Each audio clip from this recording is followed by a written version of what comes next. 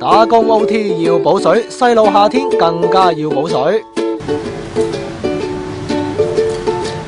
因為佢有生果啦，又有蔬菜啦，咁就可以補充維他命、礦物質同埋水分嘅。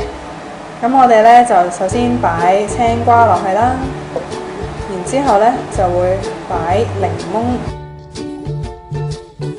跟住我哋就會加水噶啦。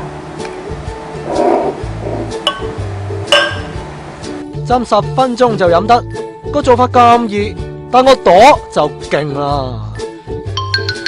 叫夏日彩虹飲，點解要專登整啲生果浸水呢？咪就係為咗班大帝咯。小朋友平日飲得多果汁、汽水、嫌清水冇味唔肯飲，做父母就要動多啲腦筋。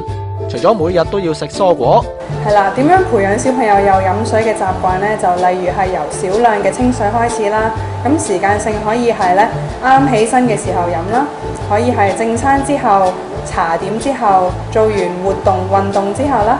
咁呢啲情況咧都提供清水俾佢哋，咁就可以培養佢哋有個習慣啦。睇翻衛生署建議，2至6歲嘅細路每日要飲4至5杯水。去公園玩最好每15至20分鐘飲半杯至2杯水。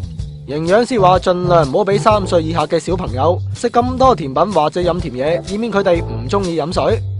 真係要俾小朋友飲甜嘢，每日都唔好飲超過4安士果汁，或者俾啲低糖無糖豆漿、瓜菜湯等嘢俾小朋友飲，咁味道就冇咁寡啦。